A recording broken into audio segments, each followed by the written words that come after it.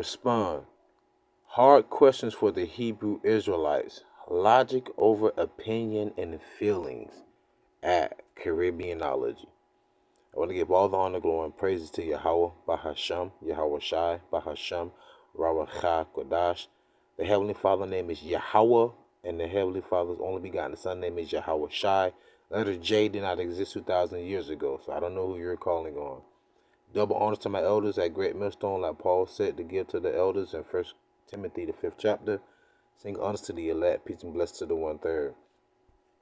There's so many angles I can go at to respond to this individual, but I only listened to about 7 to 8 minutes of his video, and I couldn't listen any further because he was making statements about some things that occurred in history that really correlates with us, pertaining to the curses and pertaining to Britons claiming to be Israelites. It's just the angles he's going at, but you can tell he's one of those modern day plantation Christians that believe in the plantation Christianity and really can't debunk what we say. I don't know what he said after the 7-minute mark, but I'm going to play portions of the beginning of his video, and I'm going to respond to what he's saying just a little bit upon that. And I'm going to make another video of a comment he made in his own comment section, all right, to show you that this guy right here really don't understand the scripture, saying he's an avid reader of comic books, and he questions certain things that Christians, that his people will say about hurricanes coming down on the island and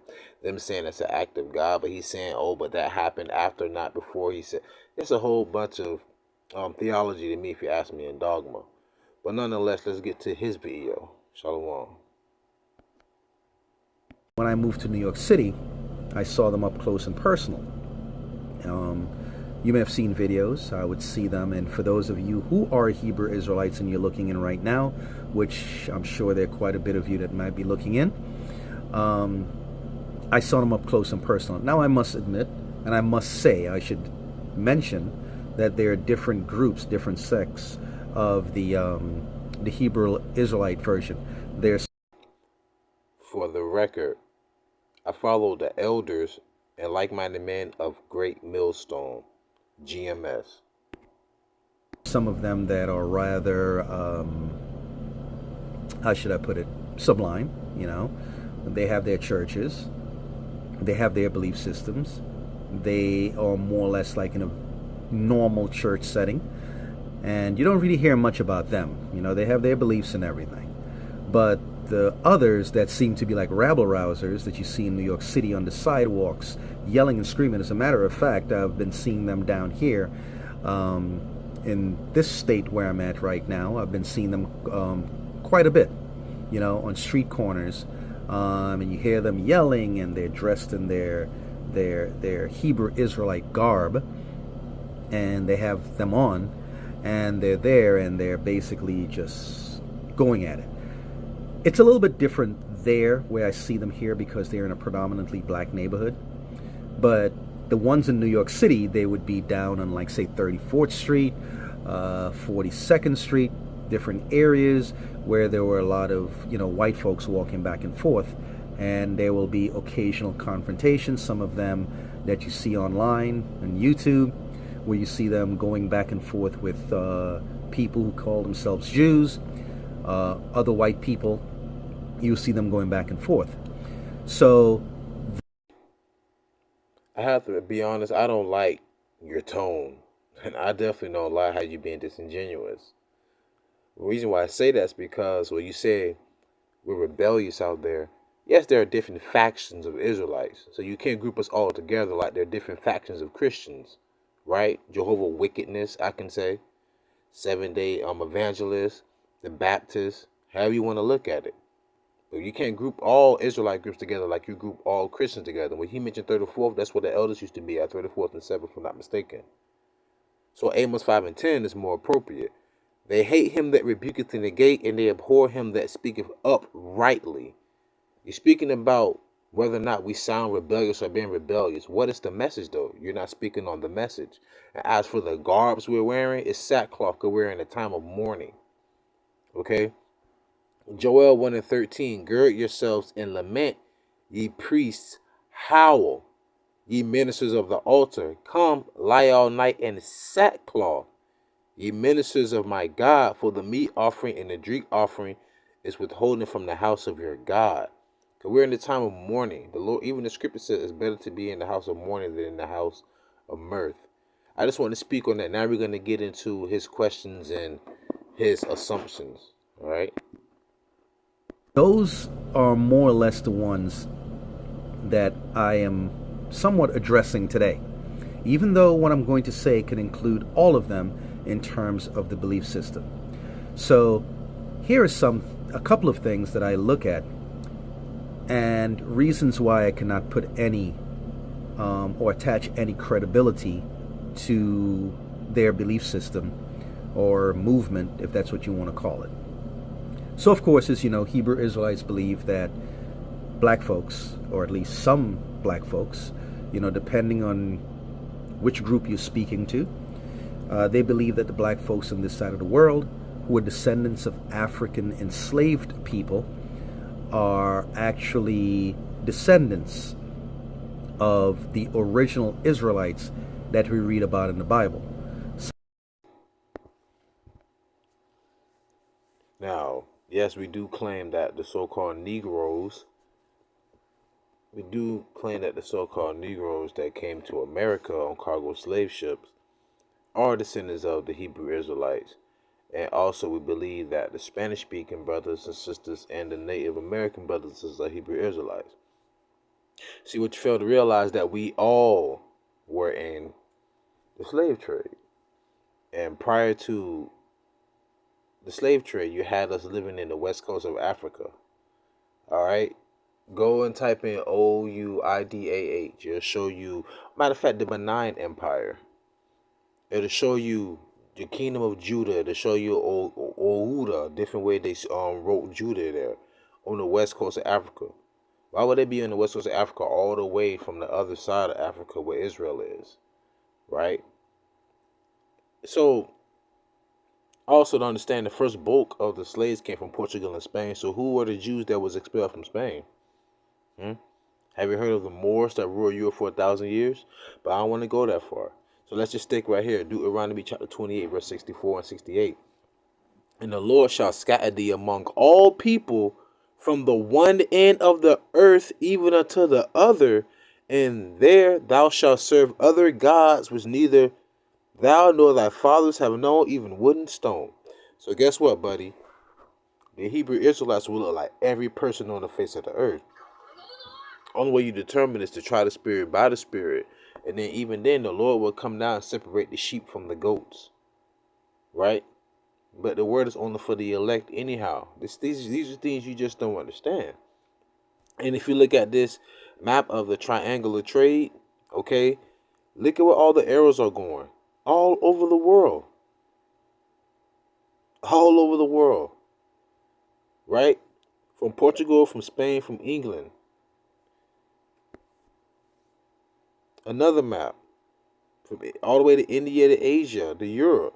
If you look at all the societies on the earth, the most poverty-stricken, the most downtrodden, the untouchables, right, like in India, those people, those are really Israelites. They are our people. Because those curses will cleave into us no matter where we go. Okay? And also, the Lord spoke about us going to slavery on ships. Deuteronomy 28:68, and the Lord shall bring thee into Egypt again with ships, the way whereof I spake unto thee, thou shalt see it no more again, and there you shall be sold unto your enemies for bondmen and bondwomen, and no man shall buy you. It's a lot said here, but I'll break it down in the summary. And the Lord shall bring thee into Egypt again with ships. The Hebrew word for Egypt is Matazarium, which means double straits, Strait, a path of difficulty. So Lord's pretty much saying, I'm going to bring you back into slavery again with ships. Because what was the first nation that put Israel under slavery? Egypt. America's Egypt all over again. Revelation the 11th chapter, spiritually Sodom and Egypt. You can't deny that one. Look on the back of the dollar bill, you see a pyramid. Look at Washington, D.C., you see the monument. Okay? when it says, by the way whereof I speak unto thee, thou shalt see it no more again. See what? Our land. Because we're not there anymore. And there, and what it says in Zechariah 9:7, if I'm not mistaken, no, Zechariah 9:6, it says, a bastard shall dwell in Ashdod. Well, you know what the word bastard means. Ashdod is the 5th largest city in Israel. And there you shall be sold unto your enemies for bondmen and bondwomen, and no man shall buy you. Bondmen and bondwomen. Stocks and bonds, the first stocks and bonds in New York were us. We were the literal stock. They kept us in the stock barns with the animals as well, because it was in chattel slavery. So nowadays, when you look at the NYSE, the New York Stock Exchange, the stock is the slave money from hundreds of years of free labor. What do you think? Come on, man. Woe to a city that was built upon blood. Woe to the bloody city. That's why America will be destroyed. And when it says that no man shall buy you, that word buy, if you go into the Hebrew, is save. Because who has come to save us? Because all heathen nations are ruling over us as a part of the curse. The Lord said, they shall be the head and we shall be the tail. Okay? And also in addition, Cristobal Columbus, his interpreter, Luis de Torres, he also spoke Hebrew. I wonder why. Torres spoke Hebrew, Aramaic, Spanish, Portuguese, French, Latin, and some Arabic. Now, there's a movie called 1492. Maybe you should watch it. There's a scene there where it speaks about the 10 lost tribes of Israel, and it refers to coming to America, which it wasn't called America then, but you're catching my drift, right? You just can't make that up. So when you speak about us being Israelites, not only the so-called Negroes in our sense, even the Spanish-speaking brothers and sisters. If you know anything about Israel, you're supposed to be a Christian, right? You should know history, right? In order to know the mystery, you must know the history. The northern kingdom was shipped away by King Shalmaneser, the Assyrian king. And if you read in the Bible in the Old Testament, mainly the Lord's always talking about Judah. It either be Judah and Levi, and Benjamin will be there. Read the New Testament. It's mainly who? Judah, Benjamin, and Levi. And then there was an instance where there was a woman from, I think, she was from a northern kingdom tribe, I forgot, in the book of Luke, the 2nd chapter. But only the southern kingdom was mainly there. Judah, Benjamin, and Levi. Because northern kingdom was shipped off centuries ago, going back to 722 BC. Hence, the Aztecs, the Incas, and the Mayans. Those were the 10 lost tribes of Israel. Remember in John the 10th chapter, he said, I have sheep, other sheep that are not of this fold. Man, it's too deep for you, man. This is the Los Lunas Decalogue stone. Listen to this. The Los Lunas Decalogue stone is a large boulder on the side of Hidden Mountain near Los Lunas, New Mexico. This is in New Mexico now, okay? South of Albuquerque, that bears a 9-line inscription carved on a flat panel.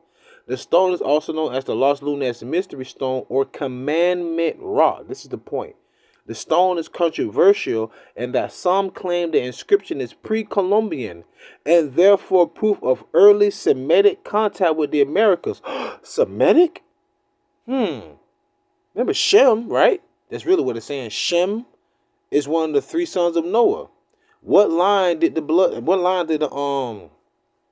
promise go to? Well, Noah said, blessed be the God of Shem, which goes to Tahor, which goes into Abraham, which goes in, before that, Arphaxad, Methuselah, right? Then goes into Tahor, and it goes into Abraham, and it goes into Isaac, and it goes into Israel.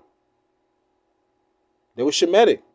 And the language they spoke was Shemitic. This is Hebrew. All right? Pre-Columbian era, so that's over 2,000 years ago. What are you talking about? We think. No, we know. We have an unction to know all things. I'm sorry. Jeremiah 50:33. Thus saith the Lord of hosts, the children of Israel, the northern kingdom, and the children of Judah, southern kingdom, were oppressed together. When did the Lord have us oppressed together? Because remember, King Shalmaneser to the northern kingdom away 722 BC. That was millenniums ago, before 1492. During 1492, when we became oppressed together again. And all that took them captives held them fast. They refused to let them go because that's a part of the captivity. In Baruch it says, he that hath put these curses upon you, or these things upon you, shall save you. All right? In Genesis 49. Because he's going to go on to speak about how we say this tribe is the Spanish people, this tribe is Dominican, this tribe is this and that. Genesis 49:1. And Jacob called unto his sons and said, gather yourselves together, that I may tell you that which shall befall you in the last days. Gather yourselves together, and hear ye sons of Jacob, and hearken unto Israel your father. So not only Deuteronomy 28, Genesis 49 will tell you what shall befall each tribe. And the elders of Great Millstone did like a 2.5 long video, like over 10 years ago. No, I'll say maybe over 8 years ago, going into every tribe, and it was very distinctive. And it's like, man, you can't really deny that. But it took the Spirit to reveal it to those men. That's why they deserve double honors. See, we already retain and have information that you don't know, and then even if you did know, the way you speak is somewhat condescending because you don't believe it. But that's your fault. That's not our fault. It's all about the chosen. Many are called, but few are chosen. It's only for the elect. So yeah, I want to speak on that. Jamaicans are from this particular tribe. Some of them have gone that far to kind of like narrow it down to say this specific group of people living on this particular island or on this particular landmass are descendants of individual tribes from the ancient kingdom of Israel. So I hear them saying that, look at certain things and whatever. One of the things, though, that seem to tie all Hebrew Israelite groups together is this belief that Deuteronomy chapter 28 in the Bible is speaking about the black experience, speaking about us as black people. Now, the first thing that I have to kind of point out is the fact that, and there's this big elephant in the room that they never mention. I've pointed out before that there have been other groups who have gone ahead and used that same thinking, that same logic. Believe it or not, the British people, or there were people amongst the British, when the British were at its height of its power, the British Empire, who believed that the British people, or the people living on the British Isles, were the descendants of two ancient Israelite tribes, Ephraim and Manasseh. This right here would be the last portion of this video I'm going to make, because there's so many angles I can go at. But when he mentioned the British, they claim to be from Ephraim or whatever, I can go to prove that we ruled Europe for 1,000 years. We'll be here all day. So let me just get to the point about King James. Yes, King James of the Bible, 1611 King James Version Bible, was an Israelite, a dark-skinned man. This is information that we have retained for decades, starting with the elders of Great Millstone, something that you're not familiar with, right? And it's very hard to find certain information on the internet because they try to, what's the word I'm looking for, shadow ban some of this truth, a lot of it. Some old sites I had before, you can't go to those sites anymore. They're taken down or whatever. And certain videos I've seen like 7, 8 years ago, you can't find anymore, especially with this whole misinformation, quote unquote, era. So here it is, and I will leave the link of this article in the description box so you can look over it yourself. King James of England, first king of England, the 6th king of Scotland. All right, he's actually the one that formed the St. George and Andrew flag that has a cross in it, also with the X going across that merge it to have the United Kingdom. All right, and also he was the king, 6th king of Scotland from the House of Stuart. He's the one that stopped, if I'm not mistaken, Ireland and France from beefing, and he's the one that brought he brought Britain, France, Ireland, and England all together. All right. This is a lot of this information I retained in my mind. I'm gonna read some more right here. He was also known as King James first Stuart of England, King James 6th Stuart of Scotland. Last name, family name was Stewart, which go back to Svart. What Svart goes back to German, which would be Swarth. Swarth goes back to swarthy, which would be dark skin. Or I don't like saying the word black. You have people with PhDs still call themselves a color in the crayon box. He'll be a melanated man. Hence, Arnold Schwarzenegger. His grandson was King Charles II of England, and his grandson also was known. He also had a nickname, also known as the Black Child. Okay, this is information from years ago that we retain. The Stuarts were indigenous black Europeans. I won't say black, but I'm just using it for reference point. So this same man right here, King James Version, also known as the King James Version 11, is an English translation of the Christian Bible for the Church of England, commissioned in 1604 and completed as well as published 7 years later in 1611 under the sponsorship of James VI. Question: do you believe in the Apocrypha? Do you read the 1611 King James Version Bible? Right? I just want to make sure. Now, this right here is a picture of King James. All right? An Israelite. Whether he claimed to be from whatever tribe he want to claim to be from, or anyone from Britain said it, he's an Israelite. Hence, look at the name at the top of the picture. It says Jacobs. Jacobs. And it says Britannia at the bottom. It says France. Seemed like he was a magnate. Notice where the J is for Jacob, it's an I. Because the letter J didn't exist 2,000 years ago. The letter J was the last letter to be added to the English alphabet. I think like in 1524 or something like that. But still, in the printing, they used the I instead of an actual J. At the bottom here, what does it say? Paragrace de Douai, Roy de Grand Britain, de France, de Ireland. King James. Look at that hat. That's a Jake, man. Come on. Jacob. Jacobus. It keeps saying Jacobus. Everywhere you look, keep saying Jacob. King James again. What it say at the bottom? It says Jacob. Right? And this is his daughter. And I'm going to close out, man, in a minute. Make this a two-part series. King James was one of the Bantus, Negroes, Israelites who migrated from Africa and rural Europe. Below is a picture of his daughter. Look at her hair. Woolly, ain't it?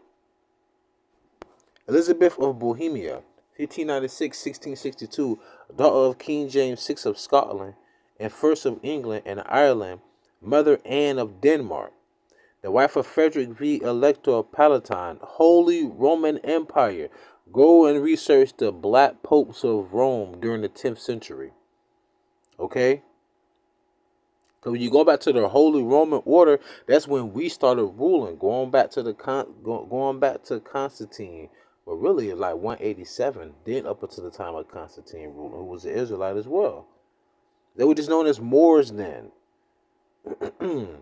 Okay?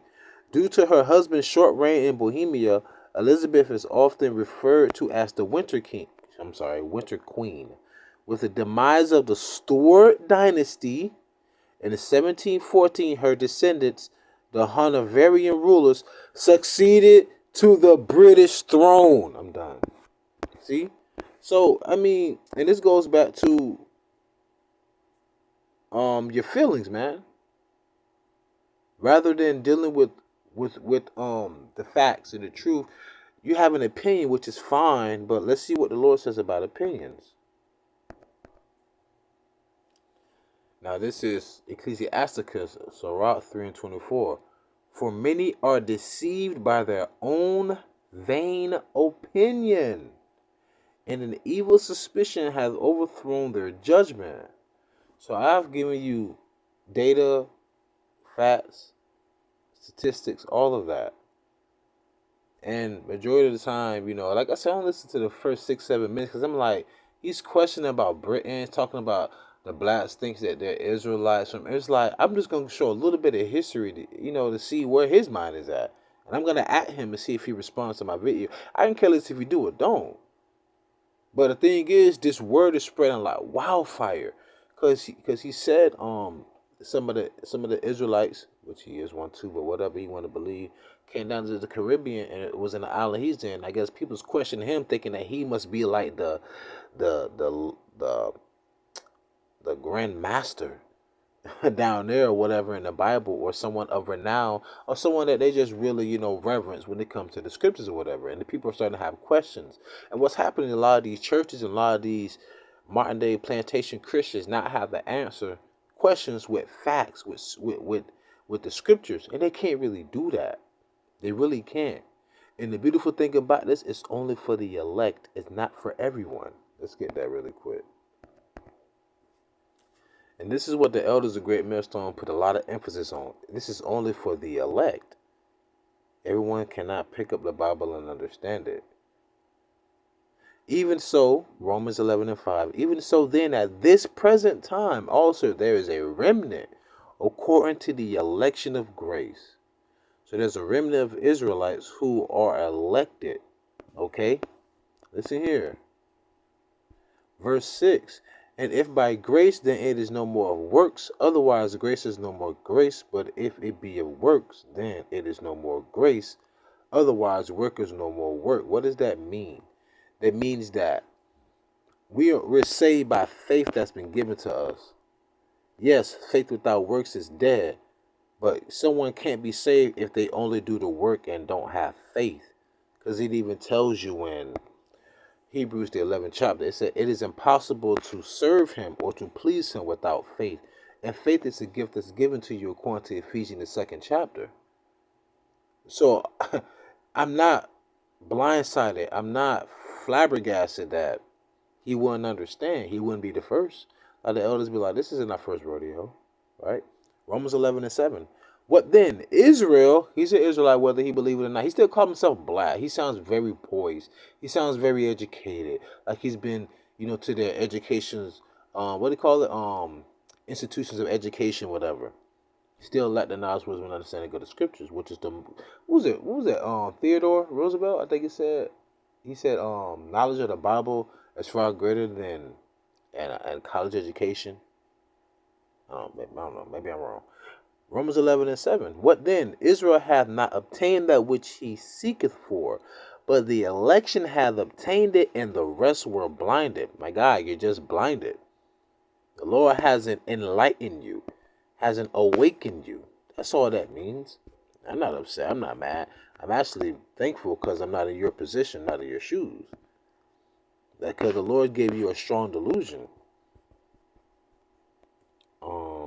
This is 2 Corinthians chapter 4, verse 3. But if our gospel be hid, it is hid to them that are lost. Listen here. Verse 4. In whom the God of this world hath blinded them. Matter of fact. In whom the God of this world hath blinded the minds of them which believe not, lest the light of the glorious gospel of Mashiach, who is the image of God, should shine unto them. So if you don't understand this, if you're blind to this, that means the Lord has blinded you. That don't sound like love to me. Right? So at the end of the day, the Lord has chosen a select few of his own people that will bring forth the truth. And you know what? This is how you really know if the Lord's dealing with you. At the end of the day, this verse right here, I be getting that from my brother, YARAMYAH GABAR. Shalom. That's a beautiful brother, man. I know a lot of good, beautiful brothers, man. But yeah, this is Revelation chapter 19. Sincere, beautiful brothers. Revelation chapter 19, verse 10. In their significant others. Hey, listen, when it comes to the women, brothers, just remember they're very emotional creatures. Very emotional creatures, man, But there's some very sincere sisters out there too. Revelation chapter 19, verse 10. And I fell at his feet to worship him, and he said unto me, see thou do it not. I am thy fellow servant. This is John the Revelator was bowing down at the angel when he saw him. The angel said, I am thy fellow servant, and of thy brethren that have the testimony of YAHAWASHI. Look at that. Why isn't there a J there? Why is there an I there? We'll get to that another day. The testimony of YAHAWASHI, worship God, the Most High. For the testimony of YAHAWASHI is the spirit of prophecy. Prophecy. So if you're not talking about prophecy, Lord ain't even dealing with you. So all these questions and everything, yeah, we'll answer it to you. But at the end of the day, do you understand the prophecy? Do you understand Revelation 13 chapter? Do you understand the MOTB in your right hand and your forehead? That's what we talking about. That's what's happening right now. World War III is happening right now. The Third War was happening right now. Jacob's trouble is around the corner. You got Jake jumping across the goddamn courtroom on a judge mid-sentencing. Man, it's getting crazy out here. But with that being said, I pray you was edifying, fed, stay in the spirit, don't fear it, just endure it. Ask for forgiveness, pray without ceasing, stay humble, remain diligent, go match your Allah, go flop a ball, shalom.